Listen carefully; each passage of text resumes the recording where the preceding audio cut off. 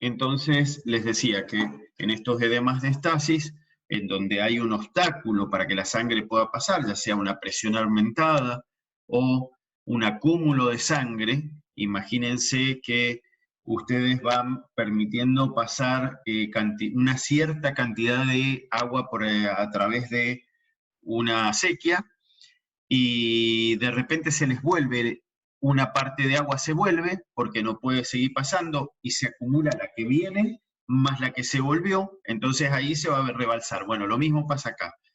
A ver, el corazón, imagínenlo como que son dos corazones, uno el derecho y otro el izquierdo, ¿sí? Entonces, cuando funcionan esos dos corazones, normalmente lo hacen coordinadamente uno y otro. Pero acuérdense que entre medio hay otro sistema, que es el pulmón. Entonces, cuando la sangre se acumula por atrás del ventrículo izquierdo, aparece ¿a dónde va? Al pulmón. Entonces ahí es lo que aparece, lo que se llama la patología que se llama edema agudo de pulmón.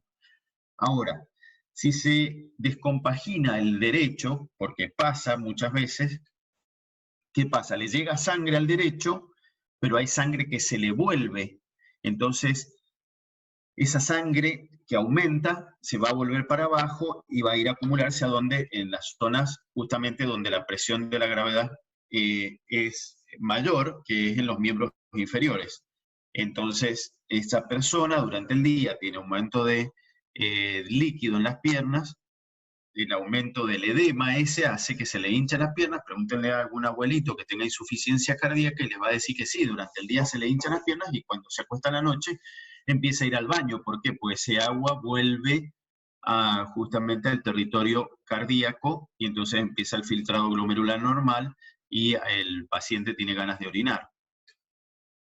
También hay edema de estasis en la hiperpresión venosa.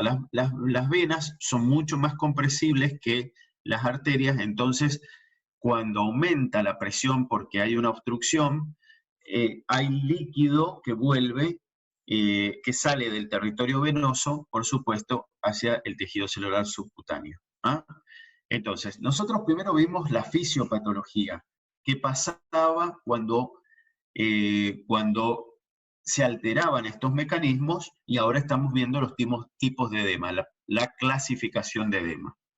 Otro edema es por disminución de la presión oncótica, habíamos dicho. Es decir, cuando disminuyen las proteínas del plasma, aumenta la cantidad de líquido que sale. ¿Por qué? Porque las proteínas estas que estaban adentro del plasma sanguíneo eran las que contenían el líquido y las sales. Ahora ya no lo hacen, entonces ese agua va a salir al tejido celular subcutáneo. Después tenemos un edema por hiperpermeabilidad capilar. Esto se ve generalmente, como les decía, en los edemas inflamatorios, en donde hay una inflamación de la arteria o una alteración de la permeabilidad, porque está ahí, inflamada la arteria y permite que la porosidad se abra, todos estos poros se abran, entonces va a salir más líquido. Y los de edemas por hiperpresión linfática, en donde hay un obstáculo en la red linfática o falta una parte de la red linfática, como sucede cuando generalmente se produce una cirugía, sobre todo en las cirugías de mama, de cáncer de mama, en donde hay vaciamiento axilar. Cuando le sacaron una mama, pero aparte le hicieron vaciamiento axilar, en realidad lo que le sacaron son los ganglios linfáticos para evitar que las células esas cancerígenas circulen por la red linfática y se distribuyan a todo el cuerpo, ¿no? Y se produzcan estas metástasis. Entonces le sacan los ganglios de la red linfática y es allí donde justamente se produce una estasis de la linfa, y esa estasis va a hacer que salga líquido. Este líquido, sobre todo agua y sales, va a salir de la red linfática para ir a ocupar el tejido celular subcutáneo. ¿Ah? Entonces, esos serían los tipos de edema. Ahora, vamos a ver el análisis semiológico del edema. Entonces, Es importante saber la distribución dentro del análisis semiológico, el color, la temperatura de ese edema, la consistencia. ¿Ah? Cuando hablamos de distribución, vamos a decir que ese edema puede ser generalizado o localizado en un lugar. Es decir, puede ser, edema que esté generalizado o localizado. La distribución generalizada, ¿sí?, le llamamos universal, es decir, todo el cuerpo está edematizado y eso se denomina anasarca. ¿Ah? Cuando nosotros tenemos una persona que está toda edematizada, decimos que esa persona tiene una anasarca. Mientras que si está localizado, podría, por ejemplo, en los edemas por alteraciones renales, ¿sí? Un paciente que tiene una alteración renal, ¿por qué tiene edema? Porque hay, en el riñón se forma la aldosterona. No sé si recuerdan que hay una de las hormonas que secreta el riñón es la aldosterona. Y justamente la aldosterona, cuando está alterado el riñón, esta aldosterona produce mayor cantidad de aldosterona y hace que haya mayor retención de sodio y de agua. Si aumenta la retención de sodio y agua en el glomérulo renal, va a haber justamente, este líquido va a salir, en un momento va a ser tanta cantidad que se va a retener, que va a tener que salir sí o sí del torrente sanguíneo. Entonces, los edemas renales producen edemas y generalmente lo localizan en las manos y en el tejido celular subcutáneo de los ojos. Entonces ustedes van a ver una persona con un edema renal, creo que lo vimos el otro día cuando vimos facies, si van y lo buscan nuevamente, van a ver que esa persona tiene los ojos cerrados, hinchados, la cara hinchada porque tiene un edema de origen renal.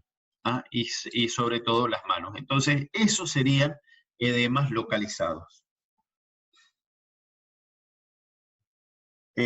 Con respecto al color, bueno, el edema puede ser, por ejemplo, cianótico, cuando la estasis es venosa, es decir, cuando hay estasis venosa, recuerden que la sangre venosa está carboxigenada y es de color azul. Por lo tanto, los edemas producto de una estasis venosa van a ser de color azulados.